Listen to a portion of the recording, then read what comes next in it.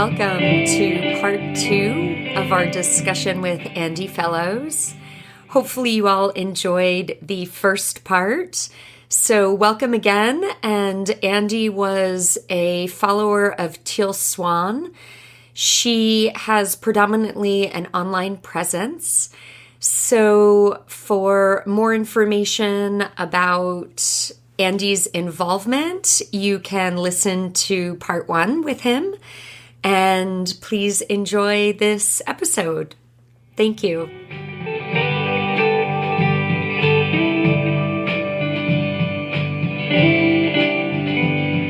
think when we're talking about cult indoctrination and joining a cult and stuff, the life being difficult or things being hard anyway is not made easier or better by the cult. And I think that a lot of when people say, oh, you know, it's your fault, or oh, it's just that thing in your life and that's what, so it's not the cult, it's you and you've made it this. And again, that's something that I hear all the time, so that's why I bring it up again. I feels like it's a criticism or a thought that people have quite often on this. What needs to be said, and I think we may come back to this again when we start talking about the family aspect of this, because this is definitely relevant to that for me, is that it's like, yeah, it was difficult, and it was made harder by Teal's stuff. It wasn't made easier. It was made more complicated by what Teal was saying and the effect that listening to Teal's stuff had on me personally.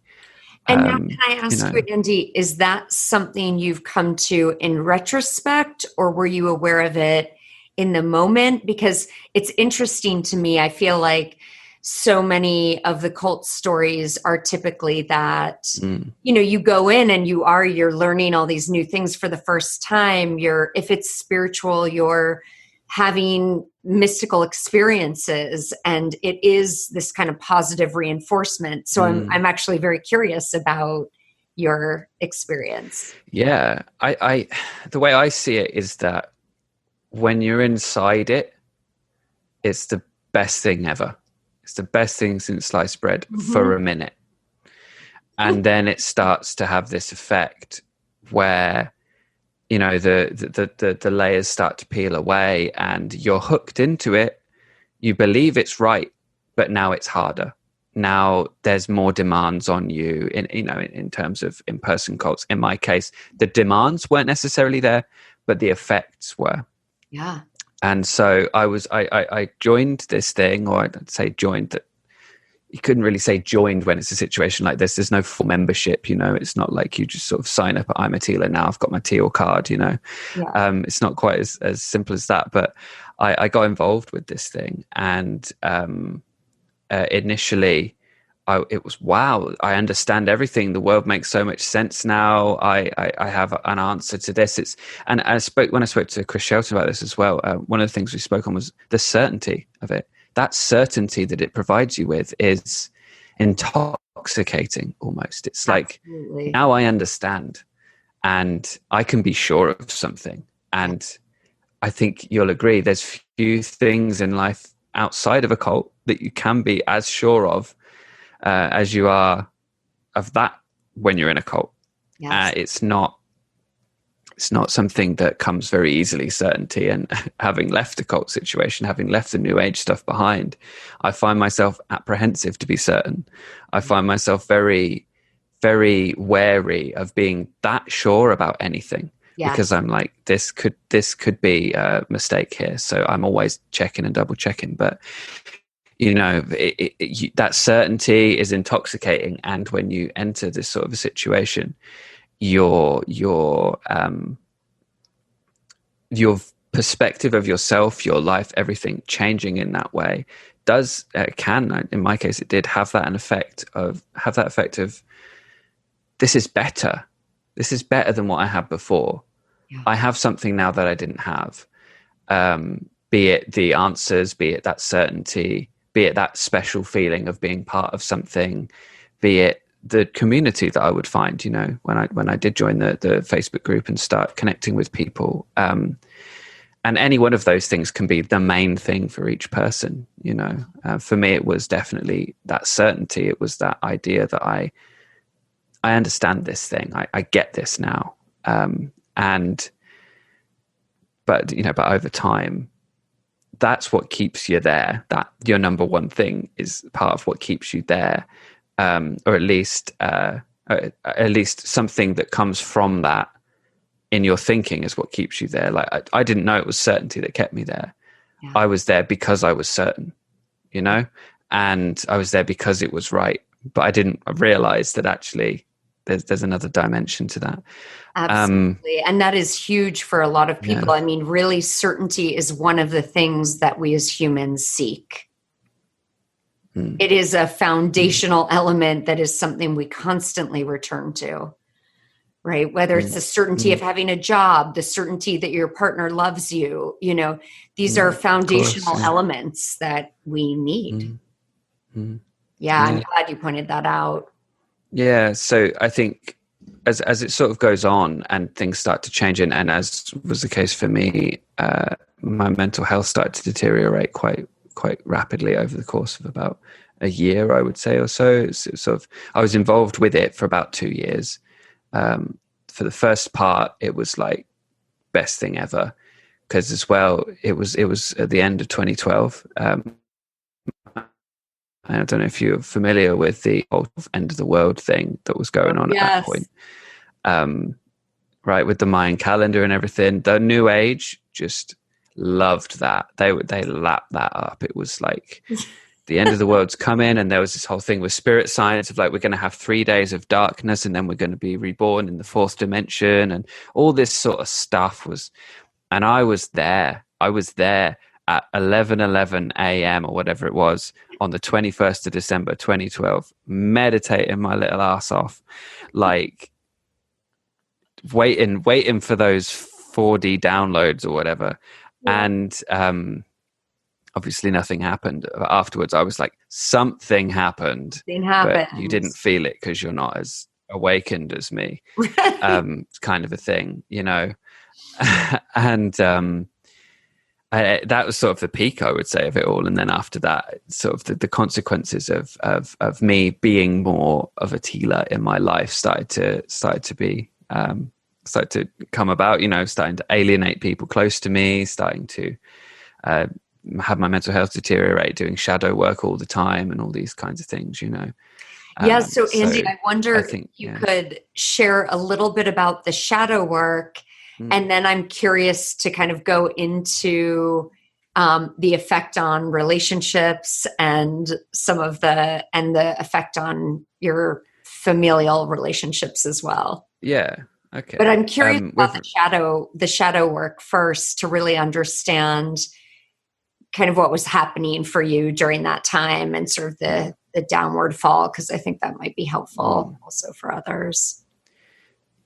Yeah. So really the core of the shadow work, as I understand it, going from memory now, was really 2 questions. They're sort of your downward arrow questions that you get, I think, in CBT. Of the questions in this case were, why would that be so bad? And if that were true, why would that be bad, or something like that? Yes. Well, do you know, it's very interesting because, again, sort of taking so many groups, taking these psychological principles and incorporating them. A little plug for an incredible show that is in the process of being aired right now, The Vow on HBO, that of course is about the Nexium case. And I noticed that also the way that they worked with students is very much in alignment with some of those psychological questions that are typical in CBT. Doesn't surprise me. Surprise me. I mean, they're tried and tested, right? So just tweak them a little bit, and it's going to have a slightly different effect that may or may not benefit you. And that kind of what happened in that sense. For me, it was you know, asking these questions anytime. So the way it was positioned was, and Teal has said this, I think, in the Gizmodo podcast as well, anytime you're triggered. So she's using that sort of trauma terminology. Anytime you have a strong emotional reaction to something, you should do a process. That's the perfect time to do a process, according to Teal. So when I was involved in it all, it was shadow work. It's moved on now to the completion process, which I don't have any personal experience on, so I don't talk too much on that. But that's her sort of flagship product at the moment, I think, is the completion process. But yeah, it has elements of shadow work in it, but it's also inner child work and a number of other things. But yeah, as I say, I can't speak too much to that. But in terms of shadow work, it's anytime you have a strong emotional reaction, anytime you're triggered, you do a process. And the process really is either one of the things she suggested in her videos, one of the things she had on her website way back when I think when it was askteal.com or something, there was sort of like sort of HTML with your radio buttons or whatever, questions asked, and then you sort of go through the process by pressing the buttons or filling the form in or whatever, and it would take you through a process using the browser. I remember that one in particular reaching a point. In fact, in that one in particular, I remember Vaughan has done a sort of write up on this in particular, this process in particular on her site, Celestial Reflections, celestialhealing.com, I think. Vaughan is one of the most vocal sort of long-term critics, if you like, of Teal. I could try and find a link to that for you so you can include it. Yeah, this process in particular, I remember the assumption that whatever problem, whatever belief you had that had brought you to do the process, what was baked into this process was the assumption that that belief came from either your mum or your dad. No other source, no other potential source. Not someone from school, not a friend, not a bullying experience, not something, anything else that could have happened, either your mum or your dad. Which parent did you get this from? Which, as you can imagine, could begin to have a bit of an effect on your relationship with your parents. I can imagine. If again you're not doing that, yeah. If you're not having that kind of a questioning done in a therapy situation, you're left on your own to process it as well, because it obviously is true that you have got some things from your parents which may have a negative effect on you. But if you're in a therapy situation with a trained and experienced professional, and when I said trained and experienced, I mean someone who's gone to uni or something like that, versus someone who's done a 3-day course with someone who proclaims to be an expert, proclaims that they're an expert, then yeah, it's gonna have the potential of having a tremendous negative effect on your relationships with your family and so on, and that did for me. But with the shadow work, you start off, it's strong emotional reaction, do a process. So you start to do some shadow work, or do one of this process I mentioned on the browser. And so the shadow work would go sort of like, so you state your feeling or whatever. I'm trying to remember the questions, that why would that be so bad?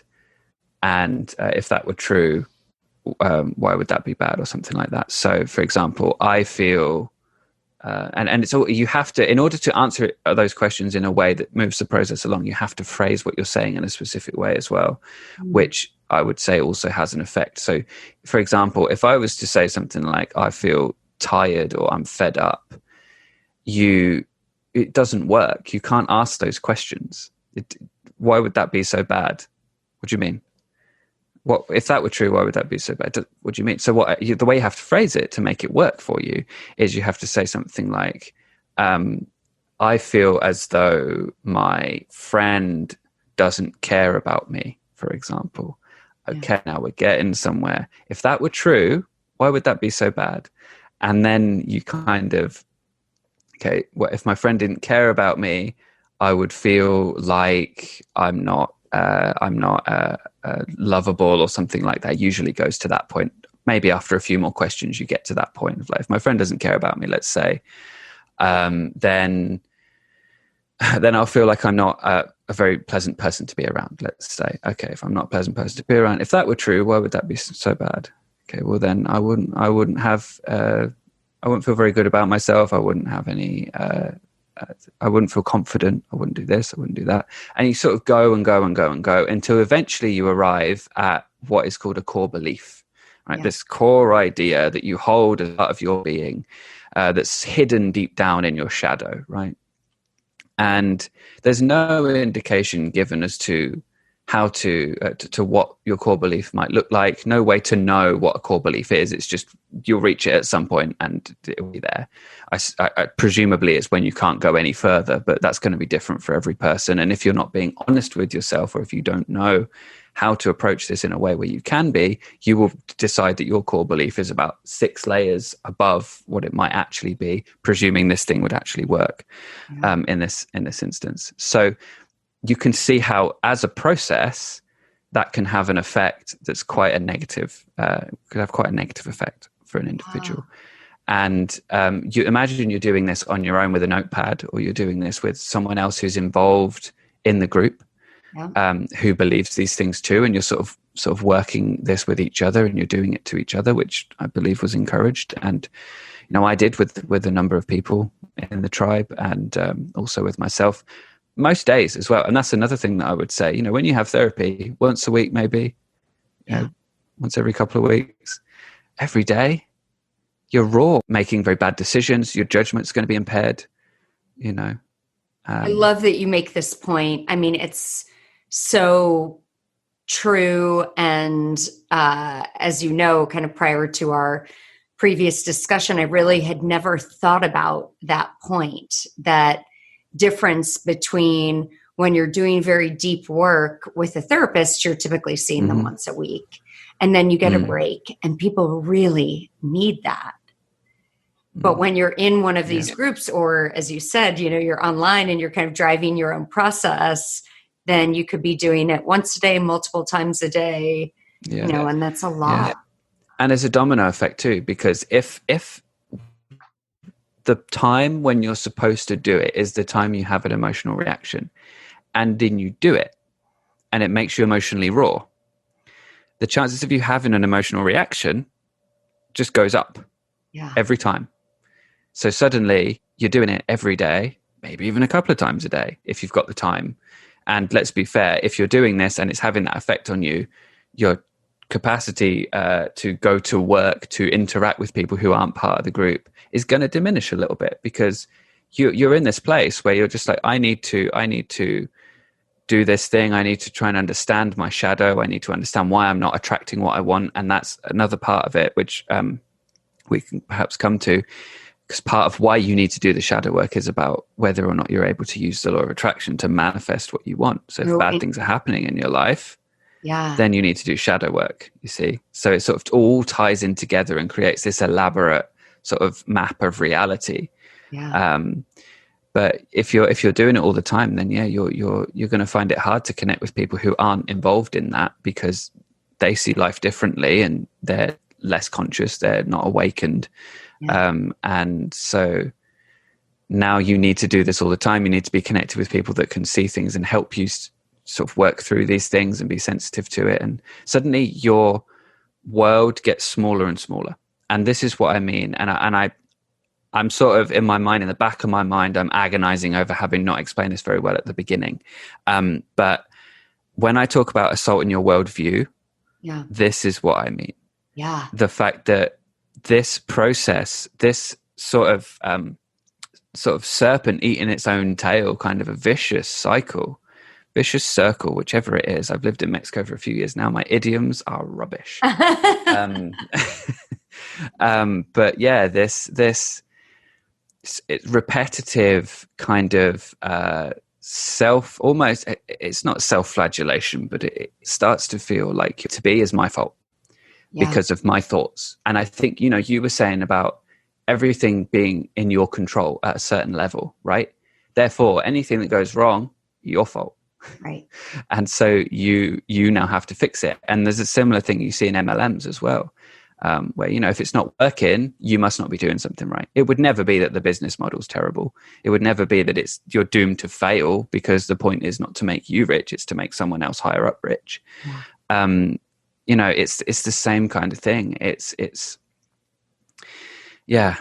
feel like I don't want to labor that point, but it's the assaulting of the worldview is exactly what I mean there when I say that. Is Yes. your way you see things, the way you perceive your own emotional state, your inner world is affected and altered such that every time you have an emotional reaction, every time someone says something to you, you hear it, it goes through a filter in your head, wherein you don't hear "I love you" anymore. You hear something completely different, and that it's going to have an effect. It's going to leave you feeling pretty isolated and alienated, and it did me. So Yeah, we can thank get you, onto the Andy. family thing. Yes, but I so appreciate that you're right, that you kind of circled back. Now we finished. It's like full circle here that that is an excellent description and understanding, I think, for people, especially who have not had this experience of what that really is when that rug gets pulled out from under you. And so that's very helpful. Thank you. So I would love for you to just share a little bit about your experience in terms of, as you know, this podcast is really for the families and friends that have loved ones in an organization of high control, high demand. And so I would love to understand kind of what was happening for you in terms of relationships and family dynamics during this time. Yeah, so in preparation for this, I did talk to my family, and I asked them, because it's not something I'd done before.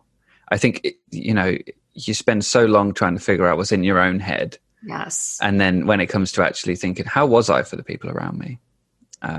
You realize, there's a lot of stuff I've not asked here. So I did that. I asked my mum and my dad and one of my sisters who was particularly close to me at the time. And what I got back, interestingly, because, when you're going through something like this, you think it's going to be obvious to everybody around you. Yes. But actually, again, baked into how cults work is that part of the cult identity is you got to look like it's the best thing ever all the time, right? And you see that with like Mormons. I don't know whether I'd assert that Mormons are a cult, but the same thing's also true of Jehovah's Witnesses. And I would say that is a cult. There's this persona of like, this is the best thing ever. Isn't this amazing? Look, we live a great life. Come join us. Yeah. So there's a level of that. And I think for me in that case, I wanted to appear like I was totally fine. Everything was amazing. I'm blissed out. Everything's great. And I spoke to one of my sisters and she said, you seemed really calm. You just seemed really calm all the time. And I was like, okay, lol. And then she said, you gave, what was it she said to me about the advice I gave? So she would come to me with problems. And she said, you gave advice that other people might not give. Oh. Which I thought was funny. And so that was sort of in the time where I was more in touch with my family. I think as it went on towards the end, towards me actually sort of starting to see through it all and come away from it, I became more and more reclusive and sort of alienated people more and cut myself off more. My dad, I didn't talk to him. Are we connected here? I'll go back a second. Yes, we are. It's just said unstable. Right. Okay, cool. So my dad, I didn't talk to him for the best part of a year. I couldn't say that is the cult's fault. I wouldn't put that on the cult. But again, like we were saying earlier, it would have been a hell of a lot easier to deal with what I was already going through if I didn't have all this cult stuff in my head, making it harder. And the consequence was of the stuff I was dealing with at the time, which was sort of the, reaching adulthood and trying to make sense of the fact that my parents divorced when I was very young and what had happened around that time, and sort of making sense of a lot of that stuff. Plus, I'm doing these processes where my parents are being sort of made out to be the causes of the things that are happening in my life that are bad, the bad stuff that I believe. It's definitely come from one of them. And at that time, I was staying with my mum. So it would have been pretty problematic for me to blame it on my mum because I needed my mum, So my dad sort of got the worst of it. to the point where I just sort of cut him off for a year. I didn't talk to him for a long time. My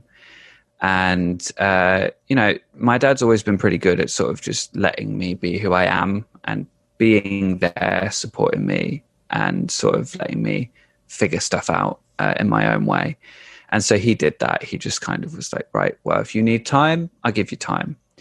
But there was a point where I didn't tell him what was going on. I didn't express anything to him at all. And I just sort of stopped talking to him and wasn't replying to his messages or answering his calls. And eventually he reached out to my mum and said, look, I'm not hearing from Andrew, because they all call me Andrew still. They're not got used to Andy yet.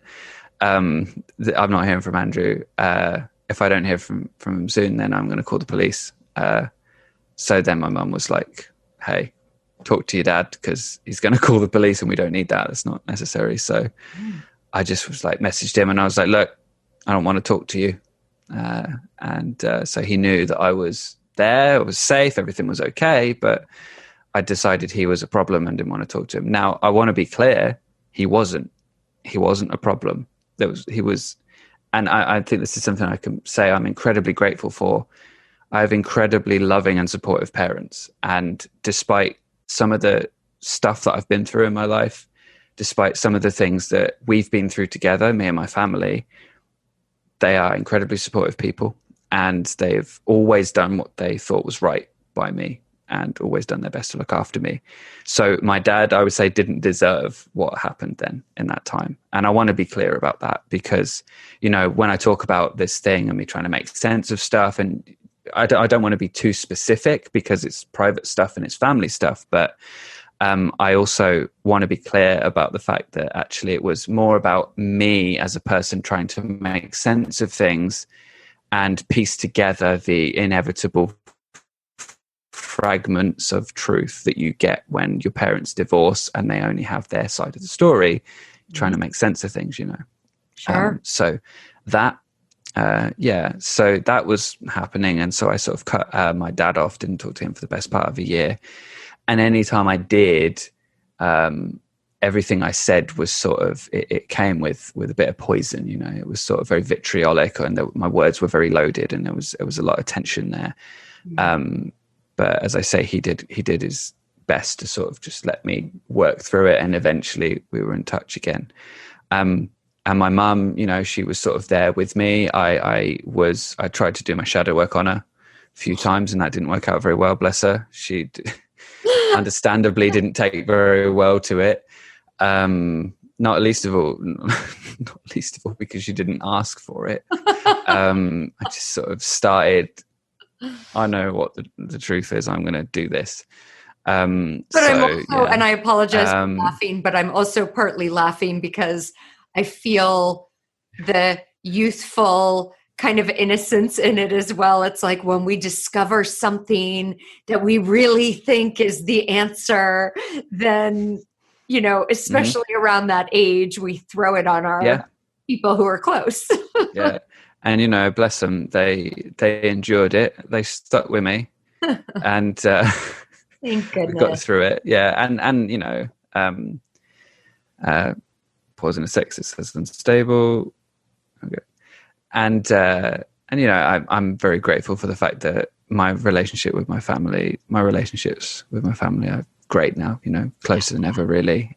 Grandparents, parents, I'm closer to them than I've ever been. And ironically, living quite far away from them as well, that has helped to improve the relationships because, when you're around someone, you do things together, but you don't always get that one-to-one time to just kind of sit and talk, whereas I do have that now with them. So, that's good. But in terms of my relationships with them, I don't know that they were all affected outside of just the fact that I was different because I was still around them because it's all online, I'm still around them. I wasn't visiting family as much. I've got some family who are Jehovah's Witnesses. So it's like a clash of the cults wearing my Cult Wars shirt. I love John it. Cedars channel. Yeah. It's sort of what that was, Yeah. I'm standing there talking to my Jehovah's Witness family and they're like, you're in a cult. And I'm like, So are you. Although I wouldn't have known at the time that it was that. I alienated people. I was strange. I was a strange person at that point. I don't know that I'm normal now, but I was definitely strange at the time. And I kind of pushed people away, was just very weird, I think, very odd.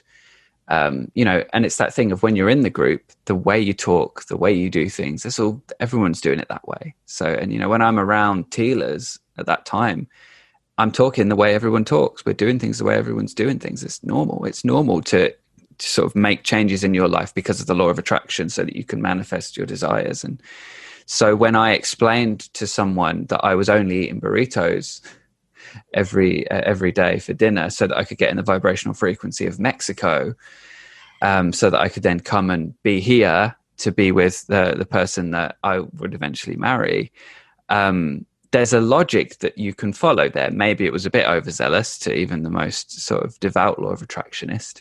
But there's a logic you can follow there when you believe in it all. But when you're not, you go, what? Eat something else. Your poor digestive tract.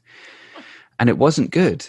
So there is that element to it. And of course, there are friends that I sort of lost touch with throughout it all and really haven't been able to rekindle things with since. And there's friends I have reconnected with, which I'm very grateful for. More recently, actually, sort of more and more people all the time I'm able to get back in touch with. But I think talking about family, talking about people close to me, I have to talk about Rosa, my wife, throughout that, because we met through the group. We met through Teal Tribe dating Facebook group.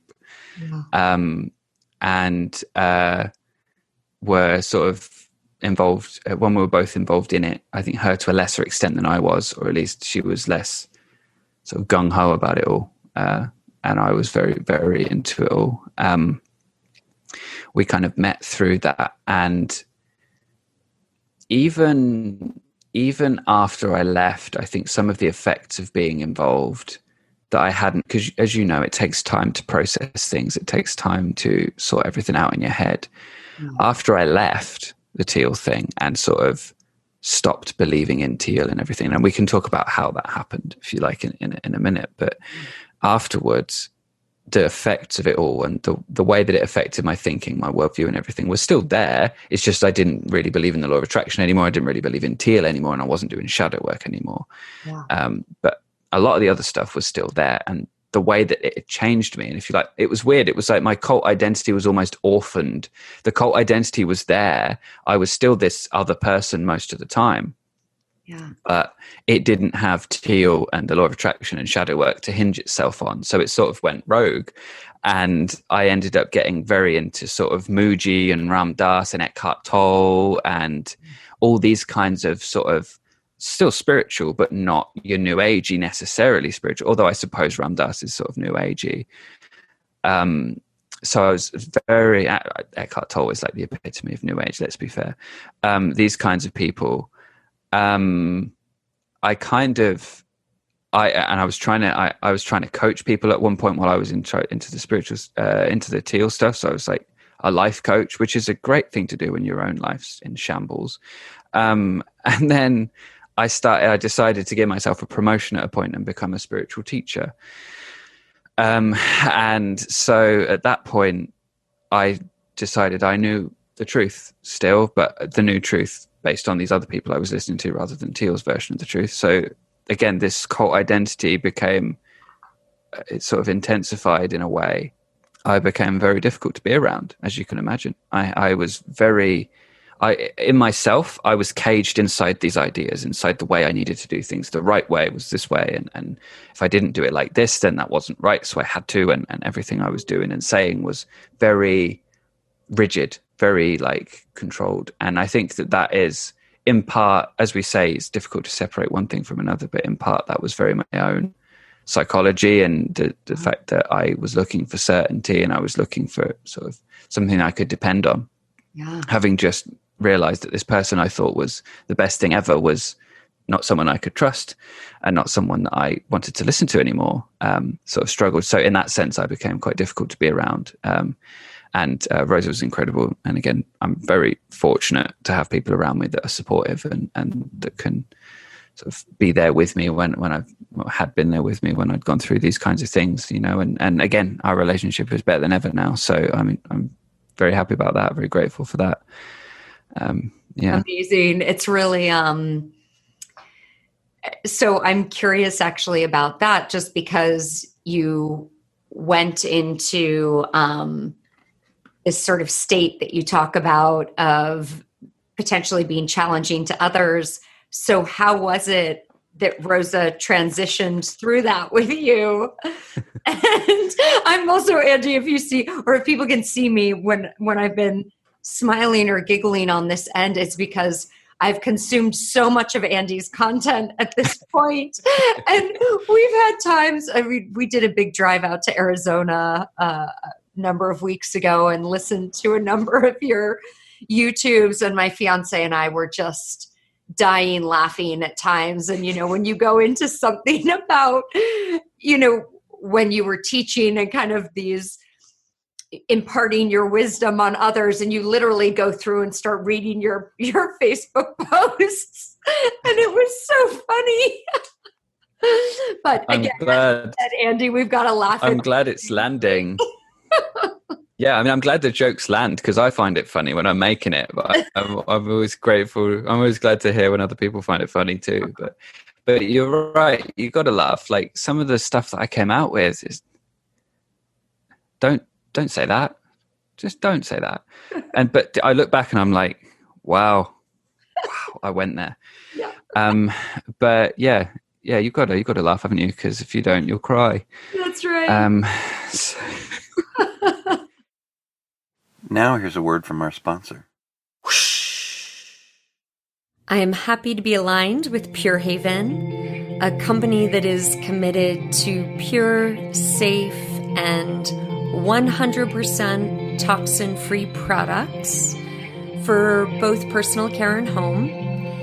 To check out their offerings, please go to purehaven.com/Jennifer French.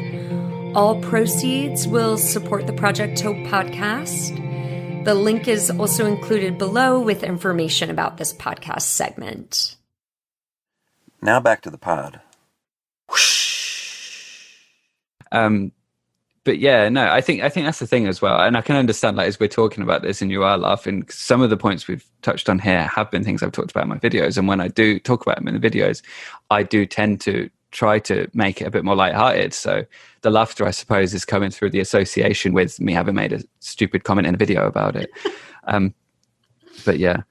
Appreciation. Yeah. So talking about the thing with sort of leaving the cult and Rosa sort of going through that transition with me. Yeah. I think, we've always been the kind of people where we tend to arrive at more or less the same conclusion, but by different roads. Wow. And Rosa is an incredibly intelligent and insightful person, and she's typically one step ahead of me with things like this. So she was seeing things before I was seeing them. And honestly, there's a number of occasions, probably a majority of occasions with regards to Teal initially, where she saw things that without her, I wouldn't have seen, I don't think, or at least would have taken me a long time to recognize. So she kind of had recognized some things, was sort of seeing some holes and stuff and pointing them out to me. But as I was going through the sort of more difficult period, she was supportive, but at the same time, I was unfortunately probably more controlling than I would like to admit I was. And I think that comes down to finding it difficult to find myself, I think. So I was finding myself through my relationships. I was finding myself through the things that I had in my life that were more stable, a stability that I didn't yet have. 21 and 22, 23, sort of trying to figure out who I was and trying to find my sort of bearings in a new country, but also without the cult and without some of these ideas, it made it so that I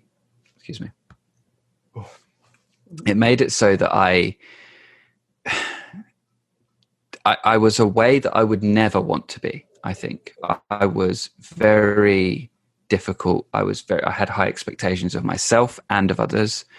Yeah. And I would apply many of the things that I still, in perhaps an unexamined way, took as read from the Teal thing. So, for example, if you're going through something, you've got to talk about it now. We've got to deal with it now. And, that even till recently, that was something I hadn't realized had come from Teal. And as you know, time and time and time again, you're like, wow, I didn't realize that was still there. That's still something that I was dealing with from it all. So that's something that I'd still been dealing with until recently, where I have to sort of say, you know what, sometimes I got to just let you get on with things and not get involved and not involve myself in this and sort of let you work it out on your own. And that's all my shit. I realize is sort of, having to just withdraw a little bit from everybody's business and just me do me and let other people do themselves. And so the last couple of years really for me have been that process of getting to know myself and sort of stepping away from role models a little bit, stepping away from people who seem to have it figured out. I'm always very suspicious of that these days, but sort of coming away and starting to figure out who I am. And actually, I've been talking a lot with my patrons recently about how I'm not on social media very much at the moment. And that's also part of it, because the influence of other people, the influence of social media in a way that you can't always know is there, has definitely had an effect. So yeah, for a long time I was difficult. For a long time I was unpleasant and had very high expectations, and I was very difficult to be around. And it's not easy. It's not pleasant to realize that. It's not pleasant to realize that the person that I love most in the world was actually suffering because of me. Yeah. So I had to, recognize that and make some changes and be quite honest with myself about that. So, and that's, it's a process. I think we all have things to deal with, don't we? But absolutely. Yeah, in terms of leaving. Yeah, if you don't mind my just commenting on that I'm so grateful to you for sharing that and just opening it up in the way that you have, because I do think so many people go through that, and it's a very bizarre experience to also leave that kind of cage that one is in, and then to land outside and realize we're still a little in between two worlds, and discovering who am I and who do I want to be, only to realize that you might be entering into this complicated time of not actually kind of liking who you are when maybe you did when you were in the organization, because you had the certainty and you were following that and you were succeeding at it.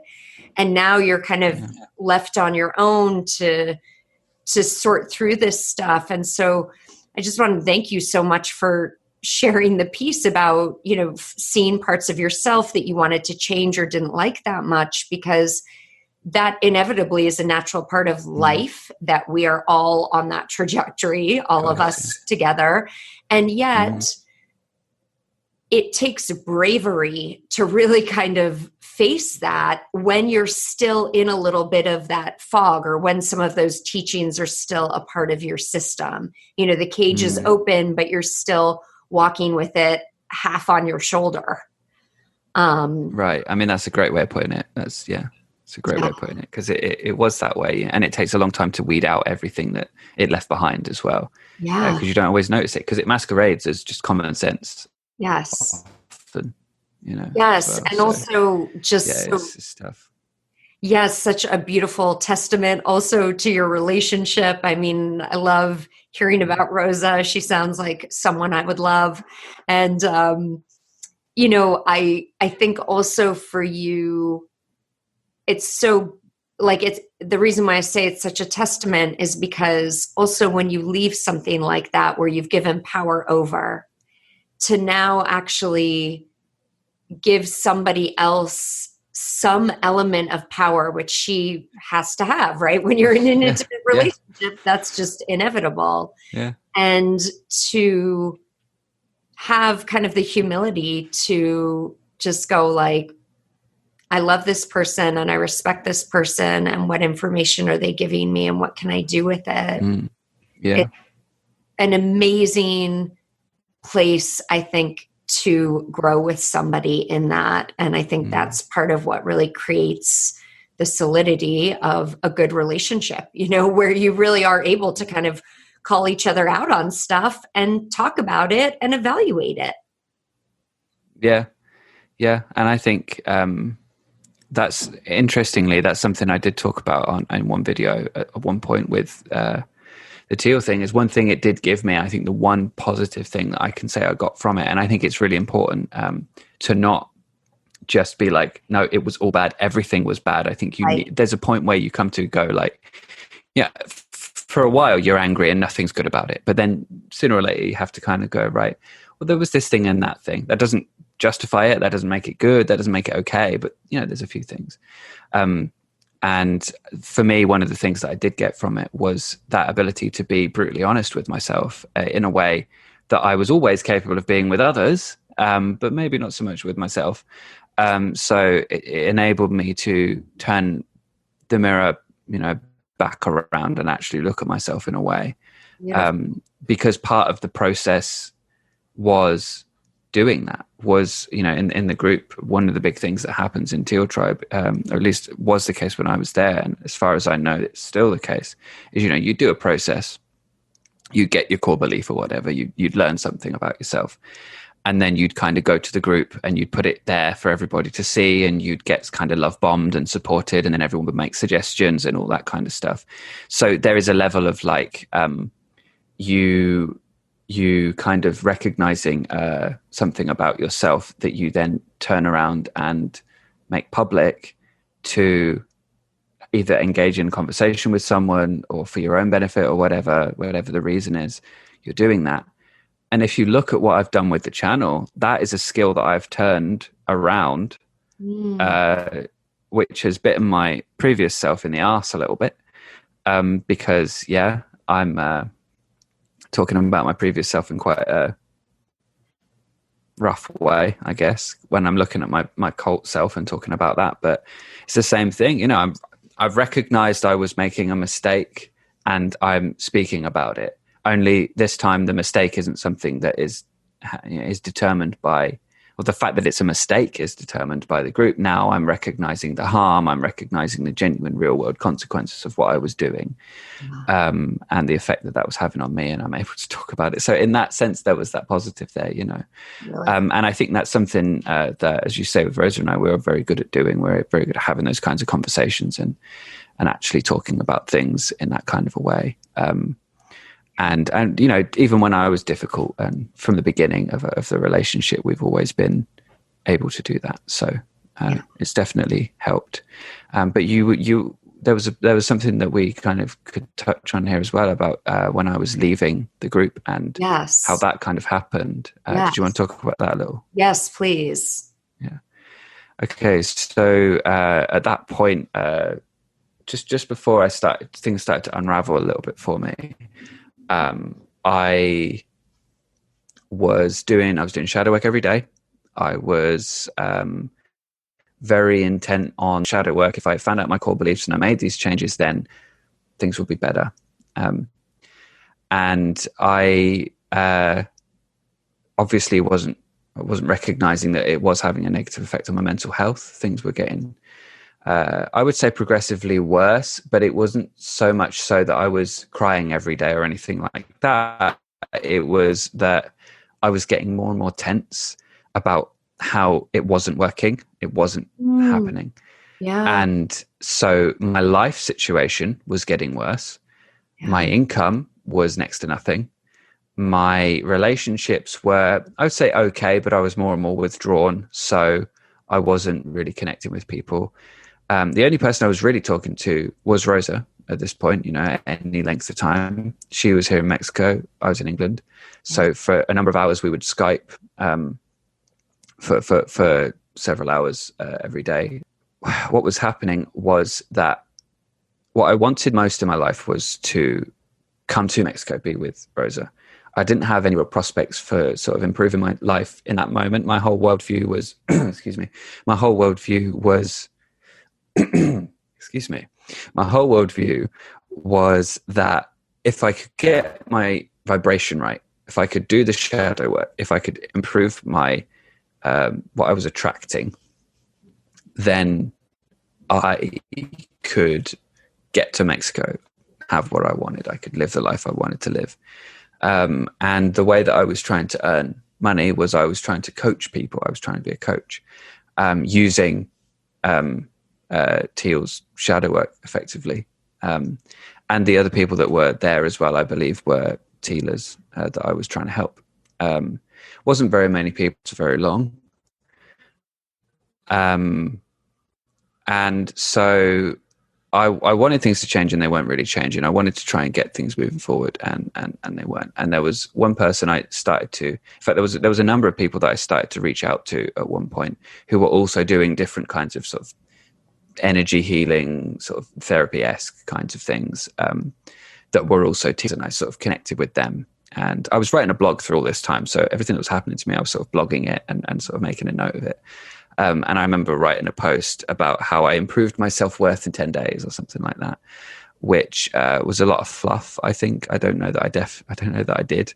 But I would talk to a number of different people. One of them in particular I worked with a few times, and they kind of were giving me advice on how to improve my business, which I wouldn't even say was really a business at that point. It was like I had my blog, which I was using as a platform to try to get coaching clients where I would help people improve their life using my advice, which was great advice because it had got me so far. And I realize now I didn't know to do better, but now I do and wouldn't do it again. But I was kind of at that point where I was asking for advice from this person who was going to show me, using their advice and their sort of the law of attraction kind of stuff, to make my business really successful. So one of the pieces of advice that they gave me, and this, by the way, was I was at sort of like a point where it was make or break. You know, I was staying with my mum, and my mum was saying, you know, you need to get a job, you need to bring some money in, or you need to find somewhere to live.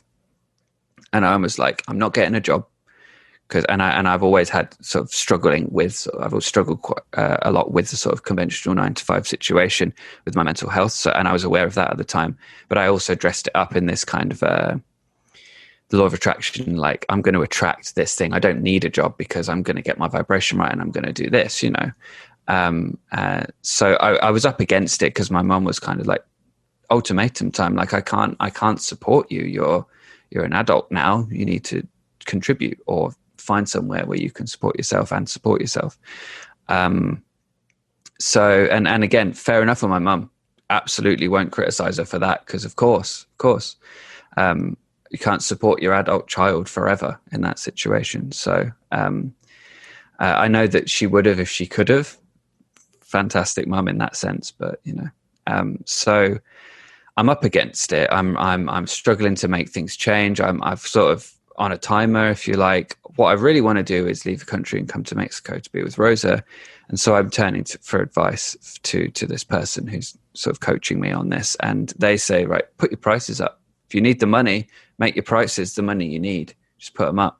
So I increased my prices from something like £50 or something to like £1,000 or something like that for one session or something. And of course, nobody bought them. Of course, that didn't happen. And it wasn't working. And again, everything I was doing and changing didn't have the effect I wanted it to have. So I was getting more and more tense. And I remember a message coming through from this person where they were sending all their S's in the message were like $signs. And I remember like literally, I wasn't seeing $signs; they were typed in. Yeah, like, they were there. Glorification. Yeah, and so I was like, I remember there was a moment. I think this is I sort of described. I was talking to Rosa about this last night. the way that I would describe that moment was the skeptic now that has been allowed to flourish in me was twitching when I saw that. And it kind of, something changed in seeing that, I think.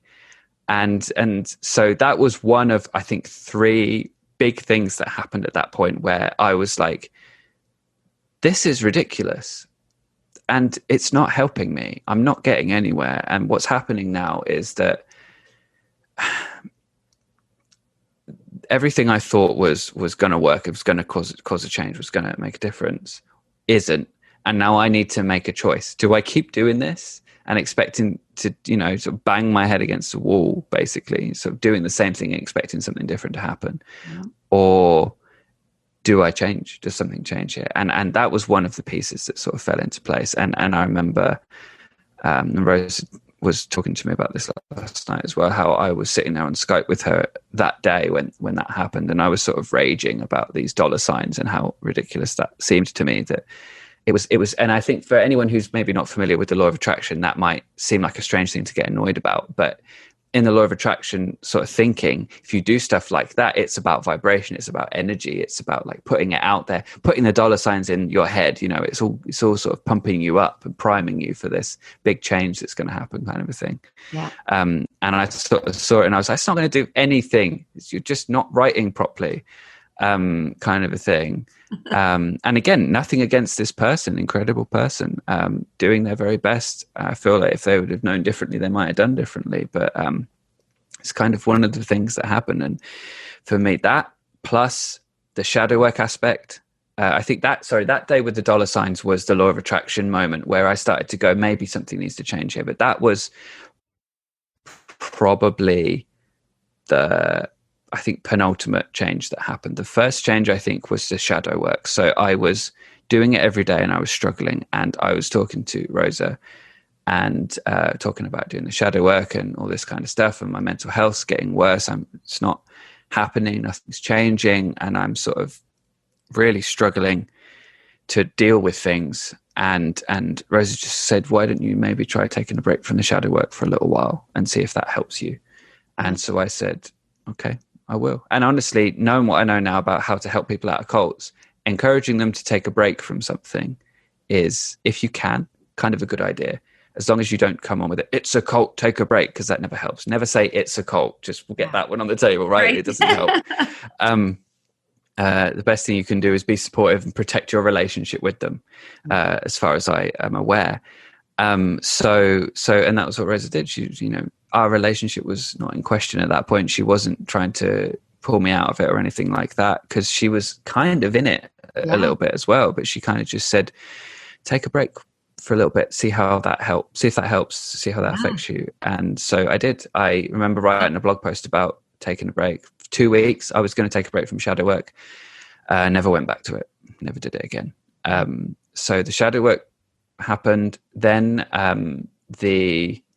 I think the law of attraction thing was penultimate, or maybe the last. I'm not sure. It's a long time ago and a lot of stuff happened since, but they happened in an order. I just don't know which order they happened in, but the order's not so important, I don't think. The shadow work, law of attraction, and my faith in Teal as a leader.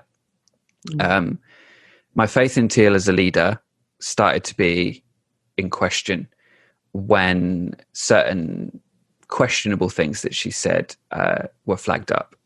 There was one thing that, and this is always tricky when I talk about this, because the evidence of this is gone. Because it was, so what it was there was a series that was available, I believe, only to subscribers of Teal's newsletter, unlisted on YouTube, where she sat down with her now ex-husband, who has asked to be stricken from the record, which I believe is why these aren't available anymore. He and her would sit down and they would have a little conversation about whatever it was that they were going to talk about that week. And her ex at the time was a little bit more skeptical, a little bit more grounded, his approach. I don't think he fully bought into, I say her ex at the time, her husband at the time, her ex now, was kind of, he hadn't bought into it all, I don't think. He wasn't fully on board with it all, was a little bit more skeptical and would sort of challenge her on things. And I feel like this, getting him on video was opportunity to hash some of these things out from Teal's point of view, but I could also potentially see it being an opportunity to publicly break him down to agree with what she's saying. I don't know whether that was what was happening, but I could see that being the case. So one of the things that was said was, I think he was disagreeing with her about something, and she was sort of like, no, you're wrong. What I'm saying is right. And he's kind of like, I'm not sure. I don't think so. Blah, blah, blah. This is why.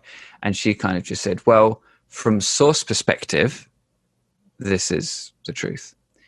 And that is, I remember, I don't think I'd watched that episode, and Rosa had watched it. And she said to me, have you seen this? Have you seen the latest Tea Time? And I was like, she goes, there was a bit in it that I was a bit concerned about, I think. And so I watched it and talked to her about it. And I was like, I think you might be right. That doesn't seem quite right. That's a bit of a power play, if that's what is happening here. And I remember Rosa saying to me that she was kind of scared to say that to me. She was kind of scared to challenge Teal. She was worried that I might defend Teal and sort of not hear what she was saying, not be open-minded to what was being said, which is, of course, a very valid concern, I think, with this kind of thing. Of course, you're going to... but I was open enough, and our relationship was such that we'd had conversations where we were comfortable challenging each other. So it was it kind of happened that I was open to it, and I was like, yeah, you know what? You're kind of right. Yeah. And I remember putting something out on my Instagram, because I would create quotes that I would attribute to myself, and then put a little image with them and put them out, which was something that Teal did as well. So I was kind of picking up on Teal's vibe there, doing that. And one of the ones I put out was something like, if someone tells you that their perspective is source perspective, then maybe they're doing it for another reason, basically, was one of the things I was saying. So that kind of, that was the moment that I started to see through some of the things that Teal was saying and start to question it all a little bit more. And sort of things on top of that afterwards, as I sort of heard more of what she was saying. And when you start to pierce the veil a little bit, I was just going to ask this. You start to see more holes. You start to recognize other things and other things happening. So instead of that, which was a step towards what I would say is perhaps a more reasonable perspective, an element of go with the flow could be a good thing, but as your dominant worldview, definitely not always great. But that was a step forward. So rather than being fully law of attraction, I was doing that and sort of left Teal by the wayside and stopped doing shadow work, and things what do you know started to improve a little bit. And then and this is something that just does make me laugh. In Teal's law of attraction thing, there's a big thing about you have to release resistance. So if you release resistance to what you want, then it can come to you. But if you're in resistance to some element of it, or in resistance to not having this thing, then your vibration is one of resistance, and so you will still not have it. So it's this quote, what you resist persists, which I believe is an Eckhart Tolle quote that Teal also uses. I don't believe she credits him for that. But so that idea of what you resist persists. So I was in resistance to not being in Mexico, right? So when I gave up on the law of attraction and I started to go, whatever happens, happens, I was no longer in resistance to it. So the magic of the law of attraction made it so that my sister came forward and offered some money to help me buy a plane ticket. That would be the way that a law of attraction person would frame it. Of course, hindsight's 2020, and we can frame these things in 101 different ways. That doesn't prove the law of attraction. It's just the way it happened, right?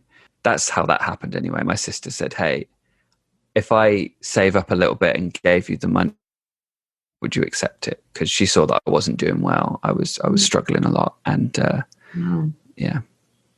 Beautiful. Yeah. And how interesting, again, now that family comes in to play this role to help. Yeah. And shifts your life in this way that obviously was very good. Yeah. exactly. And once I got here, was able to start to get myself on my feet again a little bit more. It took a few years, honestly, Yeah. even after that. And it was probably, I would say, maybe 2-3 years ago now that I started to really do the whole Descartes' apples thing. You know, if there's a rotten apple in your basket, the rot's going to spread. So you've got to tip out the basket and you've got to inspect each apple one by one and then put the good ones back in. And I started to do that with my beliefs and the way that I sort of saw things a few years back. After the whole spiritual thing, I remember saying there was a point where I was like, I'm going to not be a spiritual teacher anymore, because someone gave me some quite harsh criticism that shook me. Mm-hmm. And it made me very self-conscious and very sort of self-aware. And it made me question whether I was even doing the right thing. And I'm really grateful for that. It wasn't pleasant, but I'm grateful that happened. Wow. And so I was like, right, not going to do that anymore. And yeah, so when that happened, I sort of released it. It was like a relief of all this tension that I'd built up about how I needed to be and how everything should be and all of that. And started to, my actual self started to come back. Then my cult identity started to subside a little bit, and eventually arrived at atheism through the whole Descartes' apples thing and skepticism and critical thinking. But that's not somewhere everyone arrives at, as we mentioned earlier. No, some people stay spiritual after leaving cults, and that's cool. Yeah, I mean, I think there's really a wide variety. Yeah. And yeah, it's amazing to hear your story, Andey. Thank you. I really appreciate also just having this opportunity to go into the details, because people don't necessarily get to hear these stories all the time, and sort of the details of the consistency of really kind of what happened in terms of your leaving and the different players. And so thank you. Well, thank you everyone for listening to the interview with Andey Fellowes. There were a couple things that I just wanted to comment on as a kind of wrap up that will hopefully be helpful to just keep everyone safe, things to keep in mind that relate to Andey's story. First of all, I always like to mention, and I got this from Steve Eichel, I think it's a really astute element to pay attention to, no matter what, in general, in life. Beware of any kind of pressure. I think when you get involved in a group and there's a pressure that you have not agreed to, a red flag should definitely go up. That is a classic sign of detecting that a group is unhealthy before you may really recognize what's so unhealthy about it. So please beware of pressure. Also, if you have a leader in a group, especially an online group, who proclaims him or herself as having special powers or spiritual sight that differs from others, if they claim to be divine and all others are not, we do see with Teal Swan that she claims to have extrasensory abilities. And I am not saying that some of these qualities for individuals are necessarily false. I think that they become dangerous when somebody functions with this message to followers as a core, fundamental part of the group think. And frankly, I believe that one should never be giving over power or believing that somebody is divine in a way that you are not. If they are in a position of power, because automatically you have a group of people that are listening to you. So to add that you are essentially infallible because of your connection to the divine, so you know things that others don't know, you wouldn't make mistakes because you have this connection. That's where things get really dangerous. So please be aware of those red flags as well. The other element that Andey refers to, that of course I'm very interested and intrigued by, especially for the audience of this podcast and so many of you who have suffered from distance from your loved ones, is this process, or practice, I should say, of what is now referred to as defooing, or distancing from your family of origin, or cutting ties completely. So as we see with Andey's story, when family or friends can no longer relate to you because of beliefs that you are taking on due to a group, it's time to look at things. Also, I understand that families are all very, very different, and there's a huge spectrum of relationships within families, from very positive to completely abusive. So again, I'm not saying that it might not be right for one to have some distance from their family for a period of time. But if that is a decision that you're making, please be sure that you are the one that is making it. And to also be aware that that is a tactic that people use online and in person to begin to isolate you and gain control and manipulation over you and your belief system. So another thing to be aware of.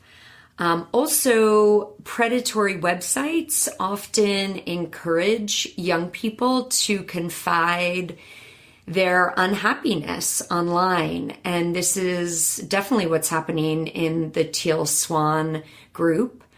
Again, as Andey and I mentioned, it's not that the practice of search engine optimization and targeting one's audience and targeting the messaging to that audience is illegal or bad. But if that is happening over very serious psychological states, such as depression or anxiety or suicide, please be very cautious about the prescriptions that that leader may be presenting to you as an ease or a healing modality for whatever it is that you're experiencing, because that's where, we see with Teal Swan, it can get very dangerous. So not only is she encouraging everyone to practice suicidal ideation because she is not distinguishing between her group of followers, but she also has a practice of going into memories, and she has a belief around, it has been reported that she has a practice that creates false memories. And we do know that this is a phenomenon that has been used, and it is something to definitely be aware of. So please note that as well. If you are online and you are searching for help and you're searching for healing, especially if you are suicidal, please call the suicide hotline. Please get in touch with a trained mental health counselor, and there is definitely help out there. So please beware when you are getting prescriptions online that are being applied to a wide audience.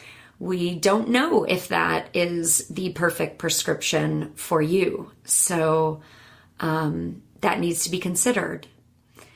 Thank you again for listening, and I hope that this has provided some hope for you through Andey's story, as well as some of these elements to just be aware of and pay attention to. So think critically, take heart, and be free.